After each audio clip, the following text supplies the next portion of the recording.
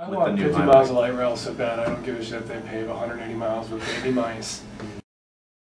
Can you talk me out of it without citing really unrealistic goals about global warming, greenhouse gas emission reductions? Okay. Like, aren't we coming up with smart cars? Aren't there going to be improvements in gas mileage? Aren't we going to see $10 a buck? And I don't want to hear from you for just a second. Sure. Aren't we going to see $10 a gallon gas? Like, aren't there other factors that are going to come into play that are going to mitigate some of the disaster that are 180 miles worth of roads that make the 50 miles worth of light rail worth it a little tiny bit? So maybe. But I don't think you're going to get it back on the ballot and it's going to pass. I think it's going to tar it. Okay. 95, 96. Well, yeah. I mean, I disagree. Commons. And they cut it, right? They cut it, but they also, you know what? What would be so awful with instead of building 50 miles? Let's take this 20 or 50-year investment. Why don't we break it down into some smaller chunks? Let's extend it here and there. Because incrementalism has worked so well in Seattle when it comes to transportation issues and mass transit. And that's exactly the lesson from 95, 96. I mean, we cut it back so much between 95 and 96. Right, but you're cutting back 18 billion here, and 7.8 billion of that is roads. So the point up front was, this is a one-time investment and it's $18 billion, but if you're coming back with just a transit package, it's going to be a smaller investment and roads sunk it. But if it pulls better together, hooked up with roads and not very much deal better. with the double, is the only way it's going to pass. No, but everywhere we've seen light rail come online around the country, you know, once people see it, they love it. So we should wait till 2009. Well, I think that there might wait be till 2010 or 2011. They're not going to start. I mean, it comes online in 2009, right? So you got to wait a year, 2 years. We're already seeing the benefit. Right, and to play into this argument, that's going to be a better time because people are going to see the first phase one's going to be more complete. I mean, people are psyched about it now. They're going to be more psyched about it when they're seeing it come into downtown and they see it start building the U district. So it might be a better vote for light rail in 209. Which is kind of the what I'm argument saying that is you guys there's not going to be a vote in 2009. That's what I'm saying. Like, it comes online in 2009. They're going to say, okay, we got to wait or see how people react to this for a year or two, right? So it's going to be. You're not going to get a vote. Which undermines your argument that No, I think they'll react well. But if you wait till it comes online, then you have to like wait. They're not going to have a vote a month before it comes online, right? You know, I mean, or a month after. If it comes online in June, which is what they're expecting, that's like how many months from November? I mean, not enough. 5 years. 5 months? You don't think 5 months is enough? It'll be at least a year and a half after that. They're not going to rush it onto the ballot 3 months after it opens. If the standard is we got to see how people love it. Well, there's some other problems with this too. The light rail, 60% of the light rail in this package isn't come online until 2027. I mean, it's 20 years away, and that's not because it takes 20 years to build light rail. It's because the funding source for this is so spread out that they can't afford to start building it until they have a lot of money in their pockets. So, I mean, I think you could come back in '95. They did shrink the package, but they also took it from a 15-year delivery to a 10-year delivery. So we waited 1 year, but got light rail 4 years, or the promise of light rail 4 years sooner. And so, you know, I think they can do the same. And if we look at congestion pricing, I mean, we all agree that we want congestion pricing, and these guys say that's in the plan. It's not in the plan. And the revenue source the revenue that can be generated from congestion pricing, like starting a year from now, is so much greater than the sales tax. It's so much fairer than the sales tax. And we could build light rail much sooner. I mean, again, we could get light rail. I mean, Rob said this takes light rail to Redmond and Mill Creek. It takes it to Overlake, and it takes it to Montlake Terrace, and you know, Bill, you said there's probably cost overruns. The only way it gets to where you said it goes is if there's extra money.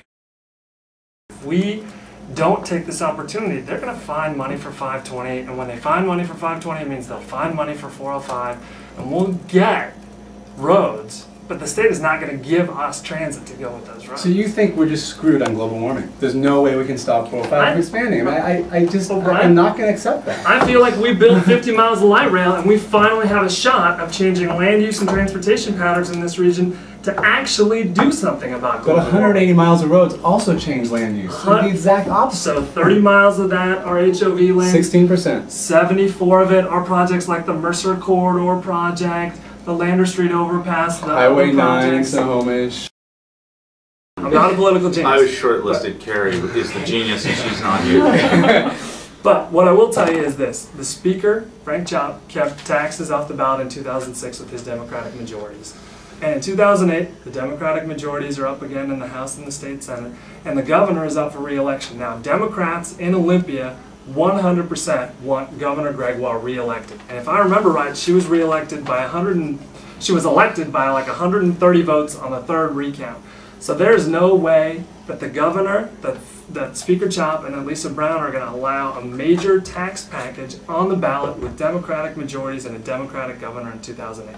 And let And me what about posit 2009? The other thing. Well, just one second, because we've been through the transcripts. I have a list of legislators who all said, when asked, on the floor, in front of cameras, on tape, that it could come back, that they would preserve its ability to come back. Every one of those. But are they willing to champion it? Well, I said Judy Cliburn, Fred Jarrett, Ed Murray, all said on the record, in their committees, on the floor of their respective houses, when asked by their colleagues that it could come back. Are they liars? Are they lying to us? And if they are lying, who are we in the transportation and environmental community not to hold them freaking accountable to looking us in the eye and lying to us? When do we let them blackmail us again and again? Because this proposal would have gone nowhere if we'd stood together and said in 2006 what we said to each other privately, is that we will accept under no circumstances joining these two issues. We said it to each other privately, and then we let it go. I don't think it's realistic to think, oh yeah, the people in Olympia are just going to say, well, the voters voted and they don't give a shit about transportation, so we're not going to bring it back. All those legislators will come back and they'll just come back, you know, with a different set of excuses for it not to be on the ballot next year, for it not to be on the ballot. Fine, you know, maybe, and then we don't support it. But Sound Transit could Yeah, it put it on doesn't the matter. ballot They don't run themselves, competitive right? The elections. legislature doesn't not- have to do it. If the legislature doesn't take any action, Sound Sound Transit Transit can't put it on the ballot. Their board, which is the same group of people that's behind it. Closing statements, will- closing statements, Wait, closing I have statements. just one, oh yeah, we probably have other questions. How did everybody get here today? Bike. I took the bus I- and walked. And I actually drove today because I just moved to the light rail line. And I've been moving all day today, so. I drove my Toyota Scion.